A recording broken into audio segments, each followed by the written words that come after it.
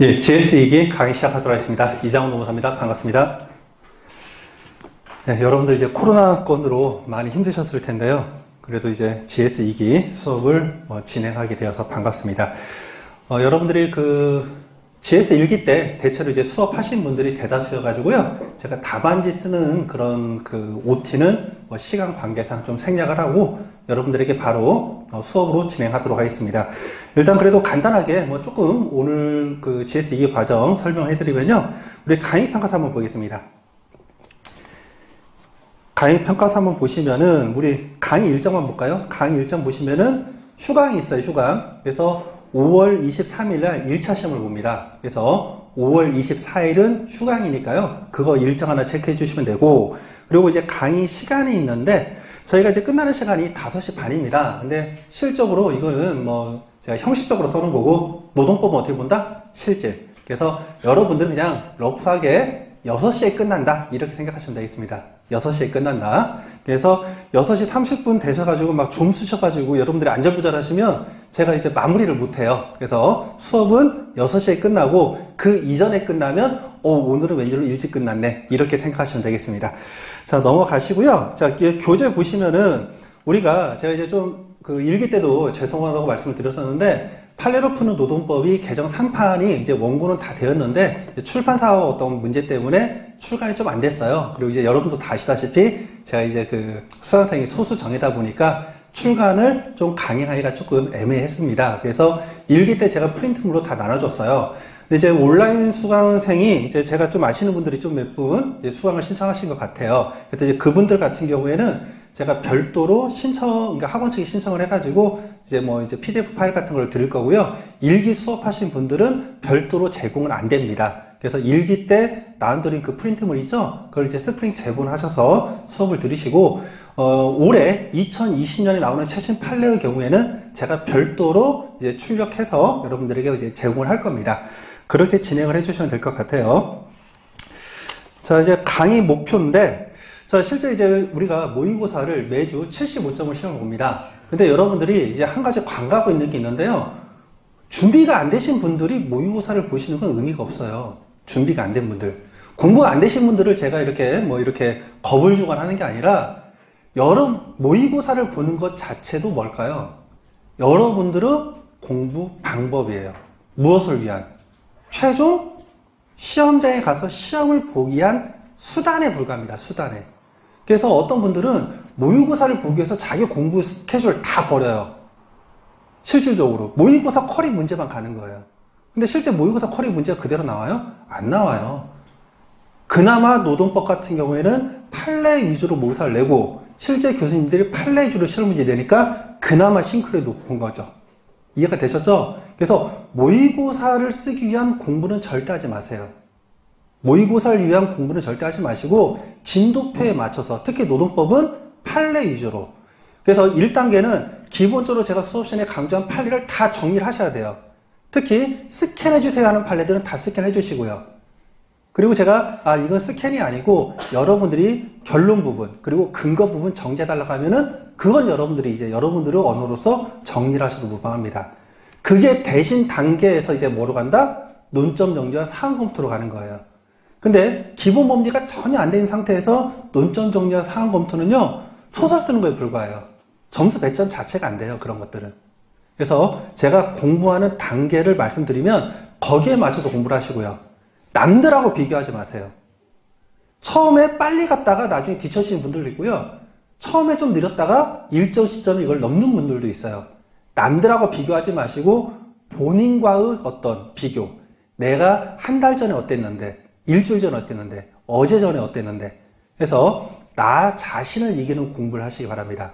그리고 모의고사 첨삭은요, 제가 직접 첨삭을 하긴 할 테지만, 일단 제가 짜투리 시간에 말씀드린 바와 같이 모의고사 답안지는 저는 이제 소수 정예반이다 보니까 실제 여러분들 석차 먹이거나 그러지 않습니다. 그래서 수업 시간에 여러분들이 공부하고 계신 책 있죠? 책에다가 시험지에 나왔는데 내가 못 쓴 부분, 그리고 내가 누락한 부분, 그런 것들을 책에다가 직접 표시하는 거예요. 실제 여러분들이 모의고사 답안지에 대해서 첨삭을 해서 보내잖아요? 제가 아무리 첨삭을 잘해서 보낸다 하더라도 일주일 뒤에 여러분들이 자기가 쓴 글 기억을 전혀 못해요. 그렇기 때문에 모의고사에다가 첨삭을 해서 여러분들이 드린 건 어떤 의미가 있냐? 아, 내가 지난주에 몇 점을 맞았구나. 그냥 자기 위안 또는 자기 상처, 그거밖에 안 돼요. 그래서 모의고사 첨삭은 여러분들이 연연하지 마시고 수업 시간에 바로 즉석에서 내가 뭐가 부족한지를 체크하시기 바랍니다. 그리고 제가 강조한 판례들 직접 써보셨잖아요. 그게 현출을 했을 때 분량이 어느 정도 나오는지. 그리고 여러분들이 또 하나, 목차를 쓰시잖아요. 목차를 쓰시는 포인트를 몰라요. 여러분들은 단순히 목차를 쓴다면 뭐냐, 어떻게 하시냐면은 내가 암기한 거 나열하는 것밖에 불과해요. 그게 목차가 아니에요. 목차는 질문에 대한 답을 찾기 위한 경로를 쓰는 거예요. 경로. 논리 흐름. 그래서 단락에 대한 핵심어를 뽑는 게 목차예요. 그래서 목차는 굳이 암기할 필요가 없어요. 여러분들이 어떤 문제에 대한 답을 도출해야 판례 법리들을 아시잖아요. 그럼 그 법리들을 어떻게 써야겠다. 그게 구상이 되면 거기에 대한 키워드만 뽑으시면 되는 거예요. 됐죠? 자, 그리고 여러분이 목차를 잡을 때는 항상 뭐를 쓴다? 각 목차당의 분량 체크를 반드시 해야 됩니다. 이건 노동법뿐만 아니에요. 인사나 경제에서 마찬가지예요. 단순하게 목차만 쓰시면요, 여러분들 분량 조절 실패하세요. 목차를 잡아가는 거는 전체적인 큰 그림의 스케치를 하는 거예요. 그 스케치에서 어떻게 하죠? 여러분들 그림 그릴 때 어디에다는 뭐 그리고 여기다 뭐 그리고 구상하잖아요. 그게 뭐다? 분량 조절을 목차 잡을 때 반드시 하셔야 되는 거예요. 분량 잡을 때. 자, 그래서 제가 기본적으로 분량에 대해서는 논점 정리 이거 하나 볼까요? 우리가 오늘 샘플로 나눠드리는 거 있죠? 일기 때는 여러분들 그 모의고사로 봤던 전직 문제 이거 샘플 한번 보시면은 일단 논점 정리 같은 경우에는 5줄에서 7줄 정도 쓰시면 돼요. 다시 7줄. 자, 그 다음에 로마자 2에서 이제 법리 부분 나오는데요. 법리 부분은 2.5페이지 정도를 쓰시면 됩니다. 2.5페이지. 자, 그리고 사후 검토를 여러분들이 최종 목표가 1페이지로 쓰시면 돼요. 1페이지. 자, 그리고 반드시 꼭 쓰셔야 됩니다. 누락하시면 안 돼요. 결론 부분도 쓰시는데 결론 부분은 3페이지, 3줄에서 한 5줄 정도. 이렇게 하면은 4페이지가 딱 떨어집니다. 자, 그런데 제 예시 답안은요, 보통 한 4페이지 반에서 5페이지, 많게는 6페이지도 들어가요. 그건 왜 그러냐면, 저는 일개 강사에 불과합니다. 자, 그래서 어떻게? 제가 내는 문제가 그대로 안 나와요. 그럼 어떻게 하죠, 저는? 여러분들이 예를 들어서 100점을 맞으려면요, 저는 120점을 여러분들이 부과를 해줘야 돼요. 그래야 여러분들이 120점을 준비했을 때 놓치는 부분들 로스되고 어떻게 100점이 나오는 거죠. 그래서 예시 답안의 사이즈는 그 실제 답안, 여러분들이 시험장 가서 쓰시는 답안지 양보다는 조금 많다. 그렇게 이해하시면 되겠습니다. 그리고 이제 수업 시간에 저는 이제 그 예시 답안 같은 거 넣을 때는 판례 전문을 보통 넣잖아요. 근데 실제 시험 문제에서는 스캔용 판례가 있고 정리해서 키워드만 넣는 판례가 있기 때문에 예시 답안의 분량은 조금 많을 수 있다는 거, 이거는 미리 여러분께 말씀을 드리겠습니다. 자, 그리고 목차 한번 이렇게 보시면은 여러분들이 이제 단락 구성을 하시는데요. 띄어쓰기 원칙은 목차별로 띄어쓰기를 하는 게 아니라 단락 기준입니다. 내가 얘기하는 주제가 바뀌었을 때 그때 한 줄을 띄는 거예요. 그것만 지켜주면 돼요. 띄어쓰기는 다시 한번 말씀드립니다. 목차 기준으로 가는 게 아니라 본문 내용의 단락의 어떤 그 구성 내용, 그게 바뀔 때. 그러니까 여러분들이 누군가에 설명을 해요. 설명을 하는데 이제 한숨 쉬는 거죠. 한 템포 쉬는 거예요. 그때 한 줄을 띄는 겁니다. 자, 그렇게 하시고 넘어가도록 할게요. 자, 그래서 이제 여기 계신 분들이 다들 답안 작성 언도 하신 분들이기 때문에 답안 그 작성법에 대해서는 제가 별도로 OT는 안 하고요. 처음 오신 분은 그분도 이제 다른 수업을 들으셨다고 하니까 여기 샘플 작성법 이걸 보시고 여러분들이 직접 해보시고 안 되시면 이제 저한테 개별적으로 질문하시기 바랍니다. 자, 그러시고 그 강의에서 보시면은 우리가 16회차까지 해가지고 매번 그 진도 범위가 나와 있는데요. 이건 그냥 참고용입니다. 참고용이고 수업 진도는 우리가 조금 뒤로 밀릴 가능성이 거의 한 90% 됩니다. 자, 그래서 조금 밀리는 경우에는 제가 매주 조금씩 보강을 하고, 그리고 그래도 아주 좀 밀렸다 하면은 제가 한 타임 정도는 제가 그 보강이 이룰 수 있다는 점 미리 양해 말씀드리겠습니다. 자, 그렇게 하시고요. 자, 그리고 가로된 이 강의 자료 있죠? 법이 또 개정이 됐어요. 근로기준법이. 그래서 좀 이것저것 온라인 쇼핑을 좀 많이 하시는 분은 혹시라도 기사를 봤을지도 모르겠지만은 법이 바뀌었어요. 법이 바뀌어가지고 일단 제가 신고 대표를 만들어 놨습니다. 크게 바뀐 부분이 두 가지가 있는데요. 하나는 도급사업에 있어서 임금지급, 연대채굴 지는 직상수익 범위를 구체적으로 명료화 있죠. 자, 그래서 과거에는 여러 차례라고 되어 있었는데요.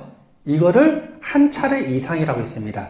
자, 그러다 보니까 과거에는 이 도급인이 연대채굴을 질 것인가 말 것인가 해서 견해들이 있었는데요. 지금은 법무상으로 한 차례 이상이니까 도급인도 임금 지급에 있어서 연대채굴을 진다. 이거는 뭐 2차에서는 시험 문제 안 나오지만 1차에서는 최신 개정법이니까 출제 가능성이 있습니다. 자, 그 다음에 우리가 사용촉진제도는 기본적으로 기훈형 연차휴가에만 적용이 됩니다. 월차형 연차휴가는 사용촉진제도가 적용이 안 돼요.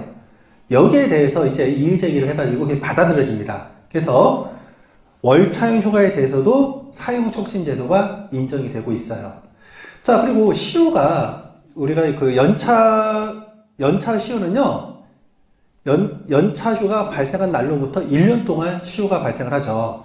자, 그러니까 어떤 문제가 발생할까요?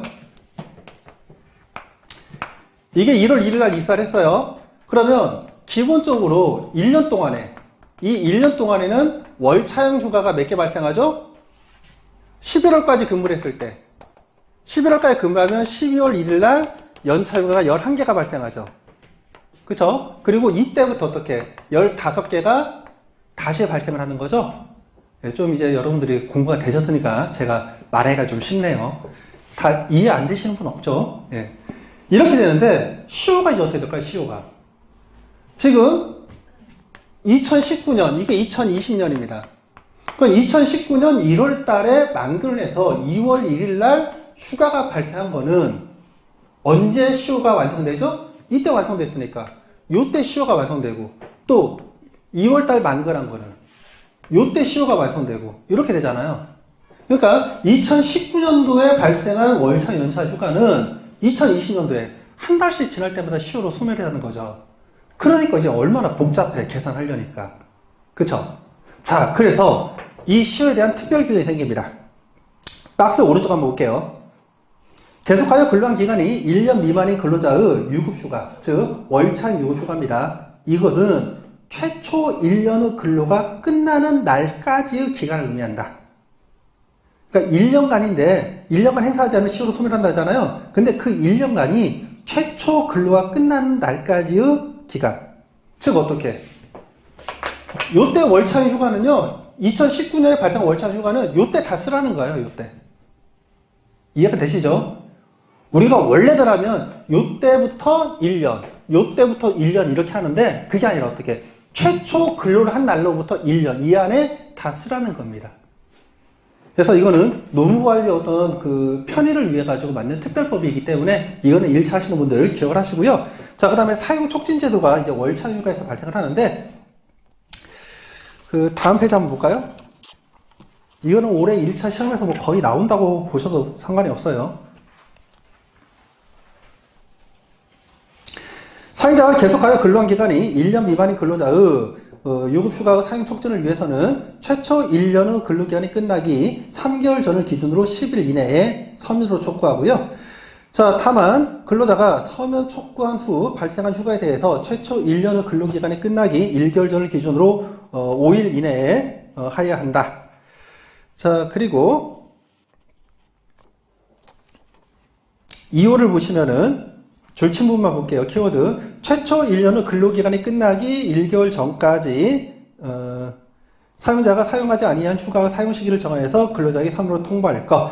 자, 다만 제1호 단서에 의하여서 촉구한 휴가에 대해서는 최초 1년의 근로기간이 끝나기 10일 전까지 서면으로 통보한다. 자, 이렇게 되어 있어요. 자, 무슨 말인지 잘 안 들어오죠? 자, 그림으로 빠르게 설명하고 넘어갑니다. 자, 우리가 2019년에 이제 8월 이상을 추gun했어요. 그러면 2020년도에 지금 특별법 우리가 법이 개정이 돼가지고 2019년도에 발생하는 월차용 휴가는 2019년도에 10월로 다 소멸하죠. 이때 다 소진을 해야 돼요. 그래서 이때 다시 15개가 발생을 하는데 이 15개가 2020년 10월 30일까지 소진이 되잖아요. 그러면 사용 촉진을 어떻게 하느냐? 이 끝나기 10월로 완성되기 6개월 전까지 너 몇 개 남았으니까 언제 연차 사용해, 빨리 사용해, 서면으로 촉구를 하죠. 그래서 6월 30일까지 연차 휴가의 경우에는 서면으로 촉구를 하죠.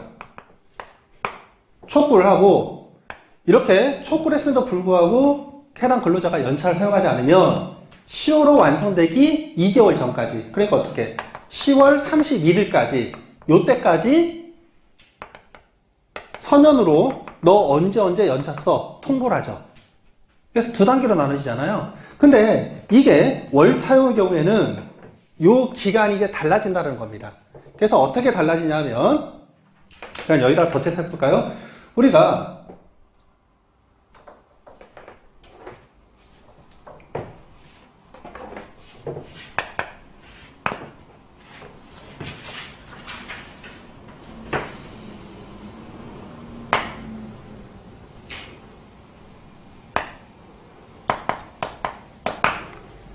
잠깐만.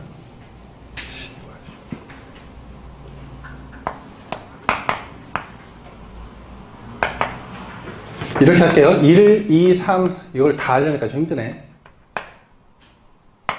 요쪽까지. 9월까지 지금 만글을 했어요. 9월까지. 9월까지 만글을 하면, 우리가 10월 1일 날, 10월 1일 날 휴가가 발생을 하죠. 하나가 더. 그러면 여기까지 발생한 총 9개. 이 9개에 대해서는 1년이 끝나기 이 3개월 전까지. 그러니까 어떻게? 9월 30일. 이 9월 30일까지 어떻게 한다? 서면으로 너 빨리 연차 써라. 이렇게 촉구를 한다는 거죠. 이렇게 촉구를 했는데, 그러니까 이걸 우리가 1번이라고, 이걸 2번이라 할게요. 자, 촉구를 하는데, 얘가 이제 연차를 다 안 썼다. 그럼 어떻게? 시효가 완성되기 1개월 전. 그러니까 어떻게? 이때는 11월 30일까지. 11월 30일까지 서면으로 너 언제 휴가 써라. 통보를 한다는 겁니다. 자, 그런데 지금 여기서 3개월 전까지니까 지금 여기서 나온 거 몇 개죠? 10월달, 10월, 11월달. 요 두 달. 12월달은 우리가 월차용이 발생을 안 해요. 이 두 개에 대해서는 지금 서면 통보를 못 했잖아요. 촉구를 못 했잖아요. 그러니까 이건 어떻게 한다? 다시 이 시효가 완성되기 한 달 전. 요때니까 어떻게? 11월 30일까지 해가지고 11월 30일까지 해서 이때 서면으로 다시 서면으로 촉구를 하고, 자, 그리고 12월 30일부터 열흘 전이니까 이걸 어떻게 계산할까요? 거꾸로 가니까 산수가 안 되네. 12월 31일 이전으로 10일 전. 그러면 31일이 있으니까 22일인가요? 12월 22? 맞나? 그쵸? 22일까지 해가지고 다시 서면으로 너 언제 휴가 빨리 써라. 이렇게 통보를 한다는 거죠. 이해가 되셨죠? 그래서 이거는 2차 시험에서 나오긴 대단히 어려워요. 이런 것들은 그냥 숫자 놀이니까. 근데 1차에서는 시험 문제 출제 가능성 대단히 높습니다. 올해 지금 개정된 따끈따끈한 거예요. 3월 31일 날 개정된 내용입니다. 그래서 이거는 뭐 제가 미리 말씀을 드리고요. 자, 그리고 요 내용을 이제 여러분들 요해책에 붙이라고요. 제가 노동법 요해 개정 5판 수정사항 이렇게 해서 프린트를 드렸어요. 근데 이게 앞뒤로 지금 출력이 됐죠? 그래서 이거는 여러분들이 좀 개인적으로 단면으로 해가지고 페이지 표시해놨으니까 이거는 요해책에 여러분들이 붙이시면 됩니다. 자, 그렇게 정리를 하고 넘어갈게요.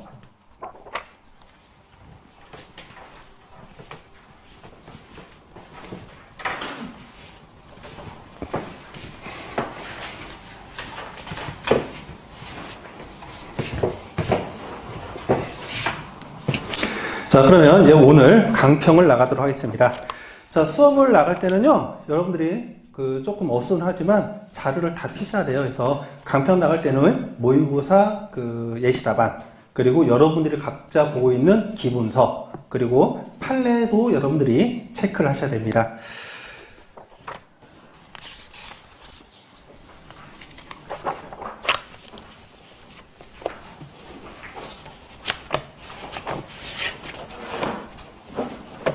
이게 사실 그 강평 모의고사를 봐가지고 뭐 다른 거 막 하다가 시간이 지난 다음에 강평을 하면은 모의고사에 본 어떤 그 학습 능력이 좀 떨어지죠. 그런 단점이 있고, 다만 이제 그 강평을 먼저 하면은 수업 진행 방식이 있어가지고 좀 들쭉날쭉하는, 그래서 내공이 좀 안 되신 분들은 수업 듣기가 조금 어려운 부분이 좀 있어요. 그래서 양자를 저희가 다 충족하기 좀 어렵고, 그래서 그 부분은 좀 미리 양해 말씀을 드리겠습니다. 자, 오늘 모의고사 1문을 보시면요, 사행자성을 시험 문제 냈죠. 우리가 총론 파트에서 등장인물 총 2명에서 4명 나오죠. 그래서 근로자성, 사행자성, 다시 세분을 하면 근기법상 근로자성, 그리고 근기법상 사행자성, 노조법상 근로자성, 노조법상 사행자성입니다.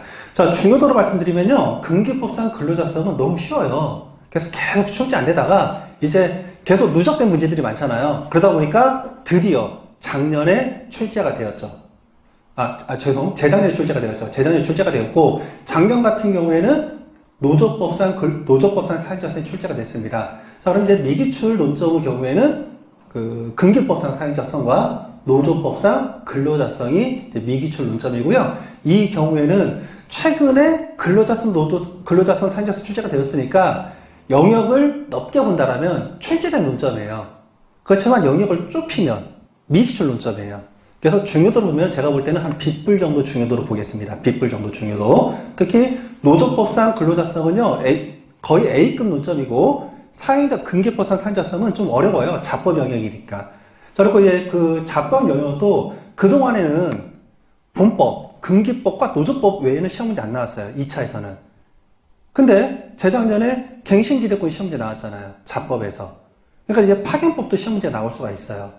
그래서 근기법상의 사행자성도 지금은 여러분들이 오늘 모의고사 본 정도는 커버를 하셔야 돼요. 오늘 시험 문제 커버하시고 여러분들이 어느 정도 정리가 되시면은 사행자성 이제 문제될 게 없어요. 자, 그래서 내용을 한번 보겠습니다. 일단 사행자성 법리를 먼저 보고 할게요. 법리 부분부터 정리하고 넘어갑니다. 요해체 43페이지 볼게요. 43페이지. 다른 혹시 교과서가 계신 분들은 뭐 본인 책으로 정리를 하시면 됩니다. 자, 사행자성 보겠습니다. 우리가 근로자성의 경우에는 근기법과 노조법에 따라 가지고 정의 개념이 다르죠. 자, 우리가 근로기준법은 개별적인 근로조건을 규율하는 법이고요. 그리고 노조법은요, 집단적인 노사와 관계를 규율하게 한 법이죠. 그래서 법의 입법 목적이 다르기 때문에 근로기준법상 그리고 노조법상 근로자 개념은 다른데, 사행자성 개념은요, 동일하게 되어 있죠. 어떻게 되어 있다? 첫 번째, 사업주. 두 번째, 사업 경영 담당자. 세 번째, 사용자를 위하여 근로자에 관한 사항에 대해서 사용자를 위하여 행위하거나 행동하는 자로 구성이 되어 있죠. 자, 여기에 대해서 우리가 시험 문제로 단문으로 나오진 않아요. 그러니까 거기에 대한 개념을 기억하시면 좋대. 실제 시험 문제에 쓰실 일은 많진 않아요. 근데 필합하시려면 기본적인 개념은 기억을 하시는 게 좋겠죠. 자, 그래서 서술 한번 보시면 빠르게 합니다. 두 번째 줄, 근기법상 사용자는 근기법상은 최저 기준을 준수해야 될 수기자로서 의미를 갖는다. 자, 반면 노조법상 사용자는 노동자하고 소극적 요건, 단체 교섭 당사자, 그리고 부당 노동의 금지 수기자 및 구제 명령 이행자로서 의미를 갖는다. 이렇게 되어 있죠. 자, 그래서 근기법상 사용자 개념은요, 우리가 딱 하나에서 문제가 되는 거죠. 뭐에서 문제가 된다? 근로계약 관계를 체결하지 아니한 자까지 사행자 개념을 확장할 수 있을 것인가. 즉, 사행자 확장 개념에서 문제가 되는 겁니다. 자, 그래서 이 사행자 확장 개념에서 문제되는 거는 명시적인 근로계약을 쓰지 않았음에도 불구하고 우리가 암묵적으로, 묵시적으로 근로계약서를 쓴 것으로 볼 수 있을 것인가. 이게 문제가 되는 거죠. 이게 묵시적 근로계약 관계입니다. 자, 또 그리고 이 묵시적 근로계약 관계와 거의 뭐 친구급입니다. 같이 다닙니다. 민법법리인데 법인격 부인의법리가 나오고 있어요. 근데 실제 노동법에서는 법인격 부인의법리까지 갈 필요가 없어. 근데 고대파 교수님들이 민법 법리를 좋아하세요. 그래서 법인격 부인의 법리를 해결할 때 똑같이 이걸 언급을 하고 계시기 때문에 법인격 부인의 법리도 여러분들이 기억을 하셔야 됩니다. 자, 반면에 그리고 또 하나가 있죠. 우리가 명시적 근로관계나 무시적 근로관계는 직접 고용관계입니다. 근데 직접 고용관계랑 대립되는 개념이 뭐가 있다? 간접 고용관계가 있죠. 그 간접 고용관계의 가장 대표적인 그 법률관계가 뭐다? 파견근로. 그래서 이 파견근로는 형식적으로는 도급계약을 체결했음에도 불구하고 실질적으로 제3자 사업장에서 지휘감독을 받으면서 일을 하는 경우에는, 즉 사내협력업체 근로자의 경우에는 우리가 간접 고용으로서 파견근로 관계가 성립할 수가 있고요. 자, 이렇게 파견근로 관계가 성립하면서 불법 파견의 경우에는 국법상으로는 사용자에게 무슨 의무? 오늘 시험 문제 나왔죠. 1문에 의해서 직접 고용 간주 규정이 있었고요. 지금 현행법에 따를 때는 직접 고용 의무 규정이 있는 거죠. 또 직접 고용 의무 규정에 따른 의무를 사용사업주가 이행하지 않았을 때 법률 효과까지, 또 파견 기간 중에 파견 사업주가 변경되었을 때 법률 효과가 어떻게 될 것인지. 자, 그리고 또 최신 판례 하나 또 있죠. 최신 판례. 최신 판례는 우리가 그 도로공사 톨게이트 사건이 있죠. 그게 또 최신 판례가 하나 또 나왔죠. 그래서 이 부분들은 연육도로 굉장히 의미가 있기 때문에 기억을 하셔야 됩니다. 자, 반면에 노조법상 사용자 개념은요, 각각 여기가 다 달라요. 우리가 노조법의 근원이 되는 법이 뭐다? 노동상권. 그쵸? 자, 노동상권 어떻게 되어 있죠? 단결권, 단체교섭권, 단체행동권이죠. 단결권 내용에서 뭐가 나와요? 단결을 하니까 노동조합이 나오고, 그리고 단체교섭 및 단체교섭권이 나오고, 단체교섭권을 행사해서 단체교섭권을 행사해서 뭘 체결하죠? 단체협약을 체결하죠. 자, 그리고 이런 단체협약이 체결되지 않았을 때, 즉 단체교섭이 결렬되었을 때 주장을 관철시키기 위해서 뭘 한다? 단체 행동을 하죠. 쟁의권이 나오죠. 이런 노동상권을 저해하는 사용자 행위도 규제를 해야 되겠죠. 그게 부당노동행위죠.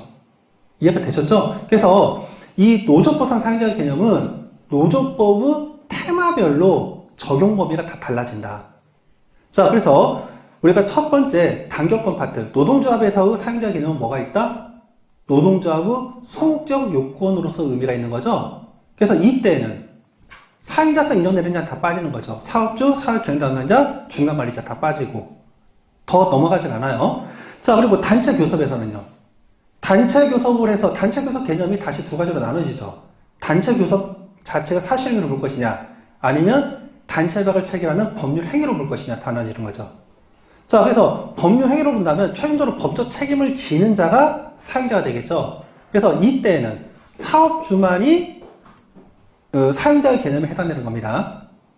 자, 그리고 여기에 대해서 이제 사실행위로 본다면 다른 자들도 사용자 개념으로 들어갈 수가 있겠죠. 그 자들이 누구다? 실적 지배력사에 따라서 제3자도 사용자 개념에 들어갈 수가 있다. 자, 그리고 단체 행동권은 사용자 개념에 들어갈 필요가 없고, 자, 다시 이제 마지막으로 부당노동행위에서는 어떻게 되죠? 유형별로 나눠지죠. 그래서 부당노동행위 유형 크게 네 가지가 있다. 첫 번째, 분리익 취급. 분리익 취급 법적 성격은 뭐다? 대표적으로 해고. 해고는 법률 관계를 전제로 하는 거죠. 근로계약 관계를 전제로. 따라서 이 경우는 어떻게? 제3자는 사용자가 될 수가 없다. 즉, 실적 지배력서는 적용이 안 된다. 자, 그 다음, 반조합 계약. 반조합 계약도 뭐가 된다? 법률 관계다. 그래서 실적 지배력서 들어갈 실익이 있다, 없다? 없다. 자, 그리고 단체 교섭의 경우는 법률행위로 볼 것인가 사실행위로 볼 것인가에 따라가지고 대법원은 법률행위로 보기 때문에 명시적, 무시적 근로계약 관계가 있는 자까지로 한정되지만 교수님들 어떻게 보고 있다? 실적 지배력설까지, 즉 제3자까지 사용자 개념을 확대시키고 있다.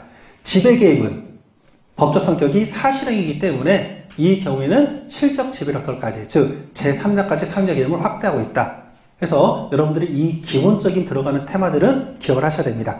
자, 그래서 다시 43페이지 근로기법상 사용자 의 보시면은 사업주, 사업경영 담당자, 근로자에 관한 사항에 대해서 사업주를 위하여 행위하는 자 또는 행동하는 자라고 되어 있고요. 자, 다시 개념 보시면 사업주 개념 보겠습니다. 사업주 개념은요, 우리가 단체 교섭 당사자로서의 사용자 개념에 필히 써야 되는 내용이니까 기억을 하셔야 돼요. 사업주란 근로자를 사용하여 사업을 하는 자를 의미한다. 자, 그리고 부연 설명 더하면 근로계약상의 사용자와 동일한 의미이다. 그래서 개인기업의 경우에는 개인 그 자체, 법인의 경우에는 법인 그 자체를 가리키고 국가나 지방자치단체, 국영기업체 등도 사업주에 해당한다. 자, 그래서 국가행정관청이 사업상 근로계약을 체결하면요, 우리가 국가라고 하는 거는 전국 단위의 기업에 준해서 생각하시랬죠. 자, 그러면 각각의 행정관청이 법률행위를 했어요. 행정법과도 연계가 됩니다. 그럼 최종적으로 법적 책임을 지는 자는 누가 된다?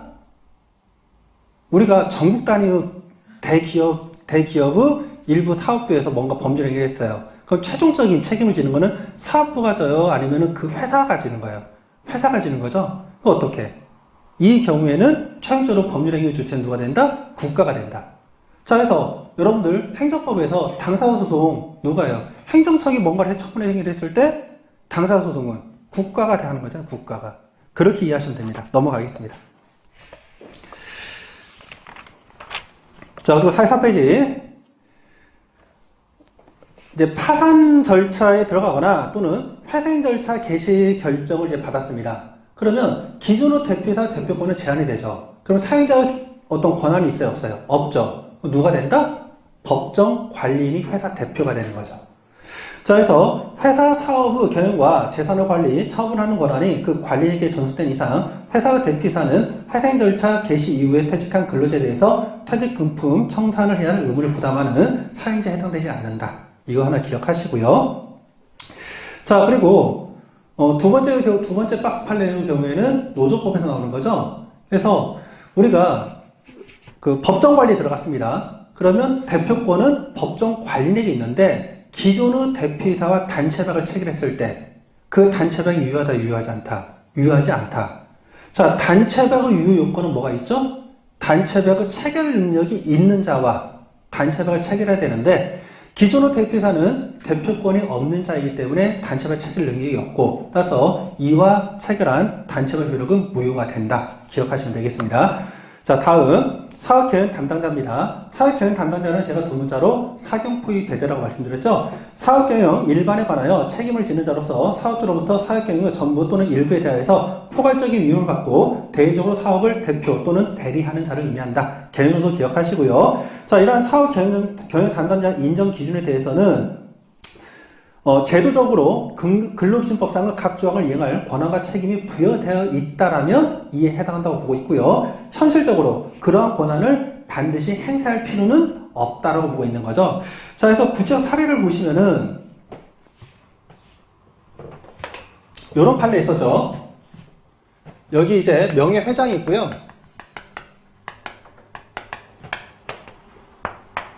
여기에 이제 A법인, B법인, C법인, D법인이 있고 여기에 각각 이거 대표이사입니다. 대표이사, 갑을, 병, 정이 있는데 이 사람을 A를 할까요? 이 사람을 뭐라고 할까? 갑을, 병정? 그냥 회장을 할게요. 회장. 자, 그런데 이 A 회사에 근무하고 있는 갑을, 병정, 무는 근로자입니다.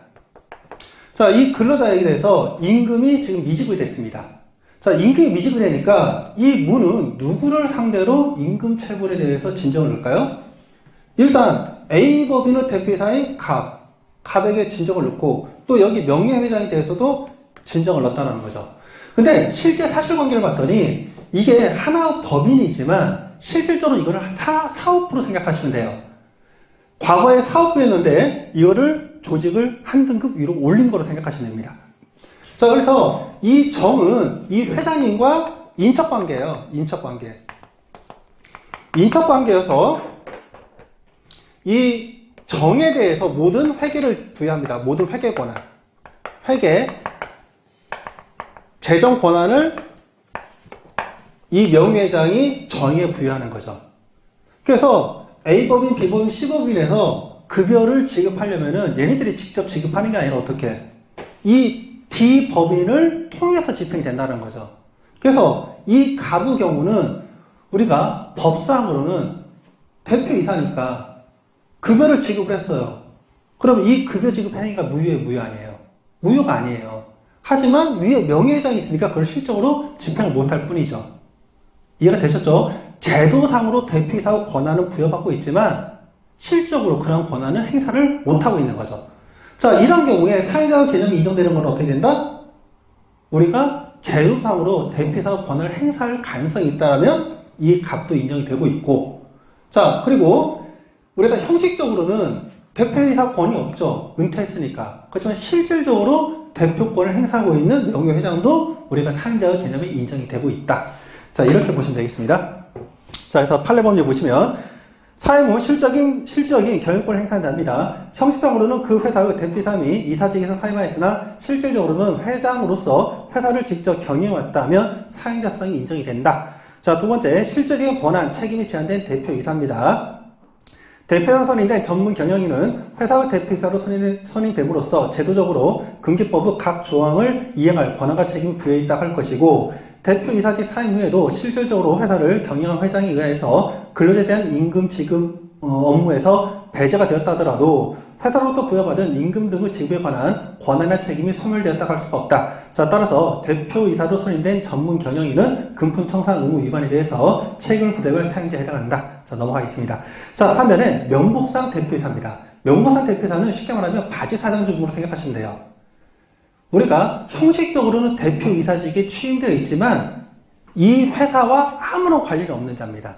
그런 자는 우리가 사임자성을 부정을 해줘요. 자, 그래서 탈법적인 목적을 위하여 특정인을 명목상으로만 대표이사로 등기를 하고 회사의 모든 업무 집행에서 배제하여 실질적으로 아무런 업무를 집행하지 아니한 경우에 사업주로부터 사업경영의 전부 또는 일부에 대하여서 포괄적인 위임을 받고 대외적으로 사업주를 대표 대리하는 자라고 볼 수 없기 때문에 사임자라고 볼 수가 없습니다. 자, 3번 봅니다. 근로자에 관한 사항에 대해서 사업주를 위하여 행위하는 자, 이거는 기억해 주시기 바랍니다. 개념도 기억하시고요. 판단 기준도 기억하셔야 돼요. 근로자에 관한 사항에 대해서 사업주를 위하여 행동하는 자란 근로자의 인사, 급여, 후생, 노무관리 등 근로조건의 결정 또는 업무상의 명령이나 지휘감독 등을 하는 등의 사항에 대해서 사업주로부터 키워드죠. 일정한 권한과 책임을 직접 부여받은 자입니다. 자, 그래서 판단은 형식적인 증명에 의할 것이 아니라 구체적인 직무 실태에 따라 판단하고요. 이런 근로자에 관한 사항에 대해서 사업주를 위하여 행위하는 자를 우리가 축약해서 보통 실무적으로는 중간관리자를 하는데 답안지에 중간관리자 이런 말을 쓰지 마세요. 법 조문상으로 쓰시고, 자, 그리고 이런 중간관리자와 비교 개념을 하셔야 되죠. 과거의 기출 문제입니다. 비교 개념이 뭐가 있다? 이익대표자. 항상 사용자의 이익을 위하여 항상 사용자의 이익을 위하여 행동하는 자. 자, 이런 이익대표자의 개념을 필히 기억을 하시기 바랍니다. 자, 다음 사용자 개념은 상대성인데요. 우리가 중간관리자는 자신의 상급자에 대해서는 근로자의 지위를 갖고 있고 자신의 하급자에 대해서는 관리자의 지위를 갖고 있기 때문에 이를 우리가 사용자 개념은 상대성이란다. 자, 다음 오늘 시험 문제죠. 사용자 개념 확대입니다. 자, 우리가 원칙적으로는 근로계약을 체결했을 때 노무를 제공하는 자를 근로자라 하고요. 노무를 제공받는 자를 사용자라고 합니다. 자, 그런데 근로계약을 체결하면요. 실제 사업을 하시는 분들은 좀 피곤해지세요. 실적으로. 우리가, 형평에 맞게 공정성을 기해야 되지만, 사용자 입장에서 본다면, 근로계약을 체결하면 어떤 문제가 발생하죠? 첫 번째, 이 사람이 일을 잘 못해. 또는 내가 시키는 대로 원하는 데 일을 못해. 그럼에도 불구하고 어떻게? 금기법 23조 제1항에 의해서 해고 제한을 받는 거죠. 자, 두 번째는요. 사대보험도 처리해줘야 되고, 퇴직할 때 퇴직금도 지급해야 되고 연차 휴가 등도 부여해줘야 되고, 그러니까 근로자 입장에서는 당연한 권리로 생각하지만 사용자 입장에서는 피곤한 거죠. 그럼 어떻게? 내 근로자로 채용하지 않으면서 일을 시킬 수 있는 방법이 뭘까? 이거를 고민할 수밖에 없는 겁니다. 이거는 나쁘다기보다는 인지상정인 거예요. 왜? 기업은 인사관리에서 뭐죠? 기업의 최종 목표는 효용성, 비용 절감이잖아요. 이윤을 극대화하잖아요. 이해가 되셨죠? 그래서 이걸 뭐 나쁘다 옳다 가치관의 문제로 볼 게 아니라 일단 여러분들은 시험 공부를 하고 있기 때문에 수험적으로 접근하는 겁니다. 자, 그러면 이제 회사 측에서는 어떻게 생각하죠? 근로계약을 일은 맡겨야 되는데 내가 채용하기 싫어. 그럼 제일 첫 번째는 다른 회사에다 일을 맡겨버리면 되는 거죠. 그걸 뭐다? 도급계약이랍니다. 도급계약은 일의 완성을 목적으로 보수를 지급하는 것. 그럼 일을 해주는 자가 사람이도 되고요. 회사도 상관이 없어요. 그러니까 사업부 하나를 떼가지고 너네가 책임지고 이걸 해줘. 그럼 어떻게? 그 일을 하는 사람들은 어떤 노무관리에 대해서는 내가 책임을 안 지는 거죠. 이게 위장 도급입니다. 근데 도급의 경우에는 일을 맡기는 거고요. 일의 완성만 이쪽에서 해주면 되는 거고 그 과정에 대해서는 보고는 받되 터치는 하면 안 돼요. 근데 하고 싶은 거 다 한다는 거지. 내가 일을 맡기면서 터치도 다 하고 내가 간섭도 다 해. 그러면 이거는 형식은 도급이지만 실질은 내가 이 사람들을 채용해서 일을 시키는 거잖아요. 그래서 위장도급 문제가 나오는데 이 위장도급 문제는 장소적으로 분리되어 있으면 거의 문제가 없어요. 장소적으로 내 회사 안에서 일을 시킬 때, 즉 사내협력업체에서 문제가 많이 됩니다. 자, 그래서 현대자동차 사건에서 이게 좀 많이 문제가 되고 있죠. 자, 사용자 개념 확대를 한번 볼게요.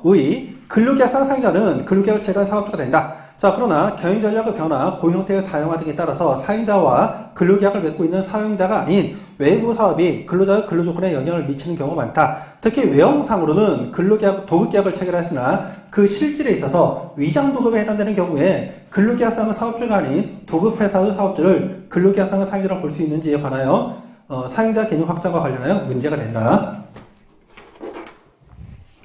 자, 그래서 여기서 첫 번째 문제가 되는 거는요, 묵시적 근로계약 관계가 문제가 되죠. 그래서 묵시적 근로계약 관계는 작년에도 시험 문제 논점이었습니다. 제가 그 일기 때도 말씀드렸다시피 현대중공 사건이 작년 노조법상 사용자성 시험 문제로 출제가 되었는데 사실관계가 불분명해요.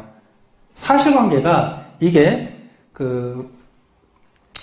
직접 고용관계, 즉 묵시적 근로관계의 사실관계가 있는지 아니면 단순히 파견근로 사실관계가 있는지 이게 사실관계가 불분명하기 때문에 작년 시험 문제에서도 묵시적 근로관계를 빠지지 않고 쓰셔야 했었습니다. 자, 이번에 여러 번 제가 설명을 해드려서 다 기억하시죠? 두 문자 잘 읽기 혁명입니다. 자, 우리가 요건은 두 가지예요. 자, 그래서 이게 제3자고요. 이게 원고용주죠. 그리고 이게 피고용인. 자, 우리가 이 피고용인과 원고용주 사이에 뭐가 있다? 명시적인 근로계약이 성립되어 있죠. 이렇게 되어 있죠. 근데 지금 이 피고용인은 원고용주가 나의 사용자가 아니라 제3자가 나의 사용자라고 주장하는 거죠. 그러려면 여기에서 그게 인정이 되려면, 즉 원고용주에 고용된 원고용주에게 고용되어 제3자의 사업장에서 노무를 제공하여 있는 피고용인을 제3자의 근로자라고 인정할 수 있으려면 이 그림을 보고 여러분들이 말을 뽑아내시면 되는 거예요. 자, 첫 번째 조건은 뭐죠? 이 명시적인 근로계약 관계를 없애야 되겠죠. 여기에 나오는 게 두 문자가 뭐다? 잘 읽기 혁명이었죠. 그래서 원고용주가 독자성과 독립성을 결하여 제3자의 노무대행기한과 동일시할 수 있을 정도로 그 존재가 형식적이고 명목적인 것에 불과해야 되죠. 이게 첫 번째 요건. 자, 두 번째 요건은요. 제3자의 근로자가 되려니까 상임 종속 관계가 되면 되잖아요. 그래서 제3자와 종속적인 관계에서 노무를 제공하고 또 임금을 제공한 자도 누구다? 제3자이고.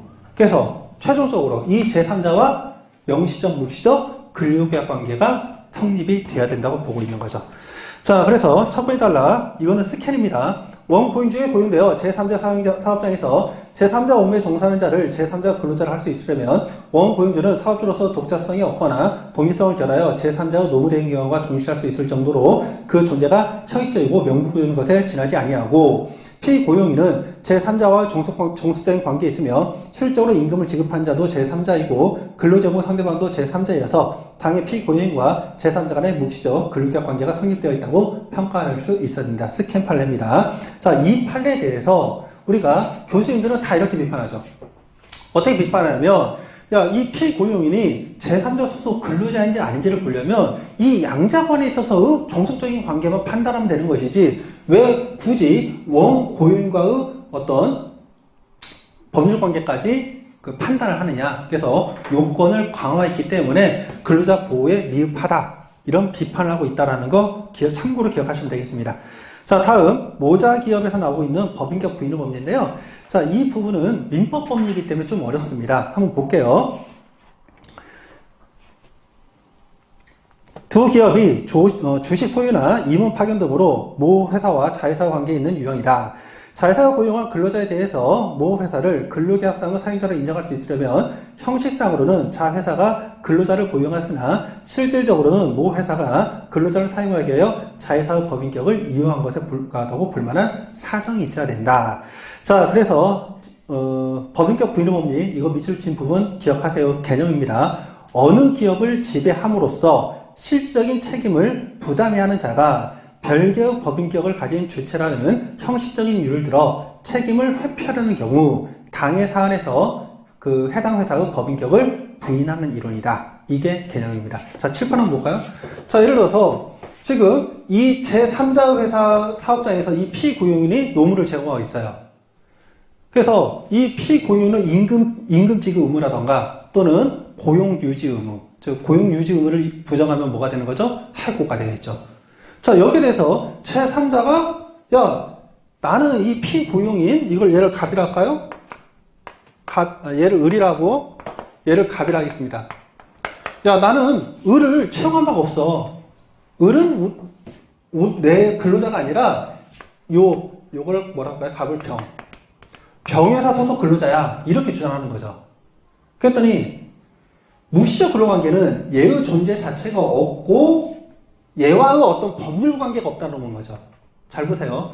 묵시적 근로관계는 이 원고용주와 이 피고용 간의 법률 관계가 없고 제3자 법률 관계가 있다고 주장을 하는 거예요. 법인격 부인의 법리는요. 말 그대로 법인격을 부인하죠. 누구 법인격을? 원고용주 법인격을 이 해당 임금체불이라던가 부당이권에서 이 원고용주가 없는 것으로 본다는 거예요. 의미가 조금 달라요. 법인격 부인의 법리는 이 원고용주 자체의 법인격을 없는 것으로 보는 거고요. 묵시적 근로관계는 얘와 법률 관계가 없는 것으로 보는 거고 차이는 요건 있어요. 자, 그래서 적용 요건을 보겠습니다. 적용 요건은 두 가지가 있죠. 첫 번째는 지배 요건, 두 번째는 목적 요건인데요. 이거는 제가 3기 때 모여서 낼 거니까 기억을 하시기 바랍니다. 자, 암기하세요. 동그라미 1번. 법인격의 배후에 개인 또는 다른 법인에 의한 현실적인 지배가 있어야 되고요. 자, 목적 요건에서 개인 또는 지배 개입이 피지배 기업의 법인격을 위법 또는 부당한 목적으로 이용을 해야 됩니다. 자, 그래서 박스 판례가 있는데, 자, 그 박스 판례는 판례 자료로 대체를 합니다.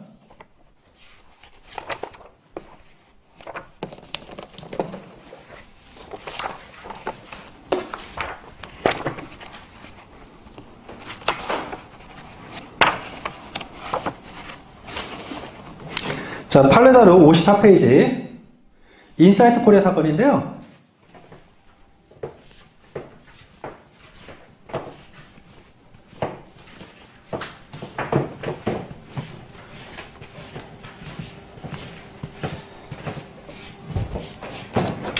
자, 이런 거죠. A 회사가 있고요. B 회사가 있고,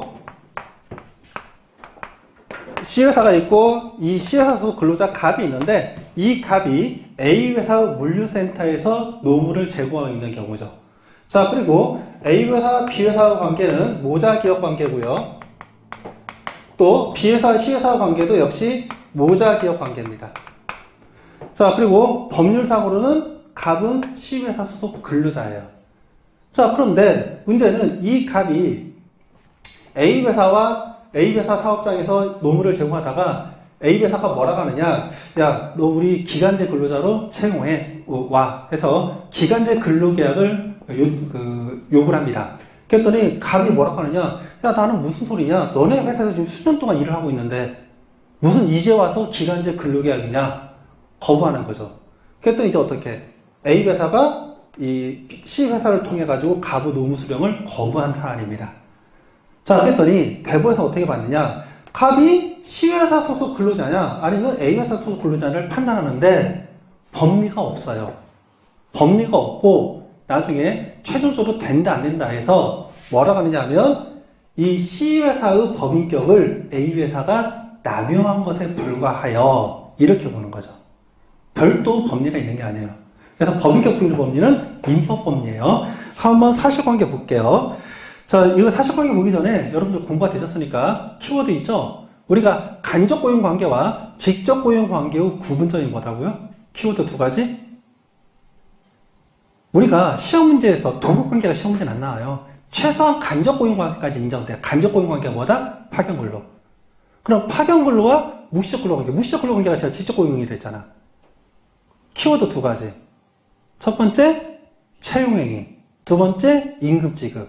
여기에 대해서 제3자가 관여했다면 직접 고용. 그런 말이 없다라면. 아쉬운 사람이 입증해야 되죠? 그런 게 없다면. 그럼 어떻게? 직접 고용이 안 되니까 간접 고용까지. 되셨죠? 볼게요. 사실관계. A회사는 C회사와 업무도구 계약을 체결했다. 업무도구 계약 동그라미.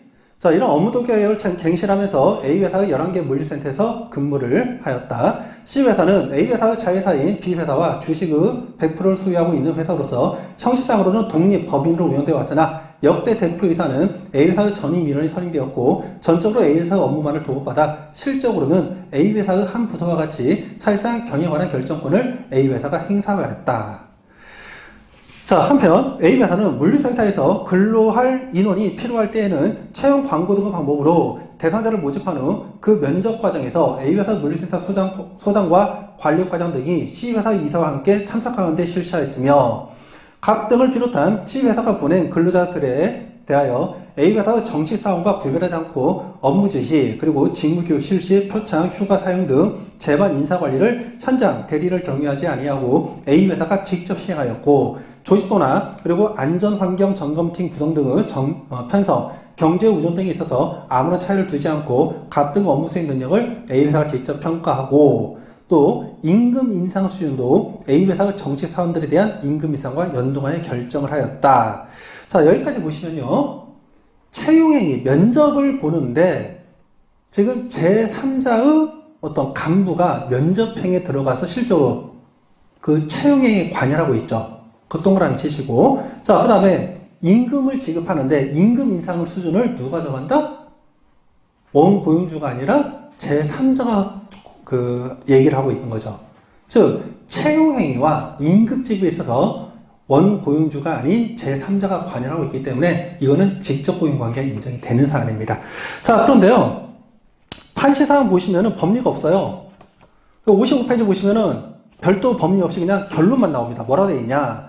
자, 이러한 사정 등을 조합해 볼 때 A회사는 위장도급 형식으로 근로자를 사용하기 위하여 C회사라는 법인격을 이용한 것에 불과하고 실적으로 A회사가 갑 등을 비롯한 근로자를 직접 채용한 것과 마찬가지로 A회사와 갑 등 사이에 근로계약 관계가 존재한다. 자, 따라서 A회사가 갑 등의 근로 제공을 수령하기를 거부한 것은 부당히 오해한다. 법리가 없이 그냥 사실에 대한 판단만 하고 말아요. 근데 이 판례를 교수님들이 좀 좋아하세요. 법인격 부인의 법리. 남들 모르는 거 좀 과시하고 싶은 마음인가 봐요. 자, 그래서 이 부분은 여러분들이 아까 제가 말씀드린 법인격 부인의 의, 그리고 성립 요건, 이거 줄친 부분, 그거는 기억하시고요. 실제 시험 문제를 푸실 때는 이렇게 가는 거예요. 노동법에서 법인격 부인의 법리를 나오는 판례는요, 딱 하나 있어요. 인사이트 코리아 판례. 지금 한 거. 근데 문제는 뭐다? 묵시적 근로관계하고 묵시적 근로관계 법인격 부인의 법리를 볼게요. 자, 얘가 인정되는데 얘가 부정되거나 또는 얘가 부정되는데 얘가 인정되거나 이런 게 나올까요? 이런 사실관계? 이거 안 나와요. 나오게 되면 어떻게 나온다? 얘가 인정되면 얘도 인정되고 얘가 부정되면 얘도 부정돼요. 이렇게밖에 안 나와요. 그죠? 근데 실무적으로 여러분들이 누가 옳다 그르를 다툴 때 이거 두 개 다 다툴까요? 하나만 다투지? 어차피 두 개가 같이 가는데? 이해가 되시죠? 자, 그래서 여러분들이 무시적 근로관계, 직접 고용관계가 부정되면 그 다음에 뭘 주장하죠? 간접 고용관계. 그렇잖아요. 그래서 실제 시험 문제 나오면은 직접 고용관계로서 무시적 근로관계를 먼저 주장을 했다가 그게 부정이 됐을 때 간접 고용관계로서 파견근로법률로 넘어가는 거예요. 법률 쓸 때. 근데 처음부터 무시적 근로관계가 인정이 돼버려요. 그럼 간접 고용관계 쓸 필요가 있어요? 없어요? 직접 고용관계가 인정이 된다는데 왜 간접 고용관계를 써? 아무런 의미가 없는 거예요. 그러면 직접 고용관계가 인정된다. 여기까지만 딱 써버리면 분량이 안 나오죠. 그때는 뭐까지 더불어 쓴다? 법인격 부인의 법률도 같이 쓴다. 이렇게 가시면 됩니다. 되셨죠? 답안 쓰는 스킬입니다. 자, 오늘 그 OT를 제가 한 30분 정도 하다 보니까 중간에 이제 좀 끊겼는데 한꺼번에 많이 하면 또 지치시잖아요, 여러분들. 그래서 지금 10분 쉬시고 파견근로로 넘어갈게요.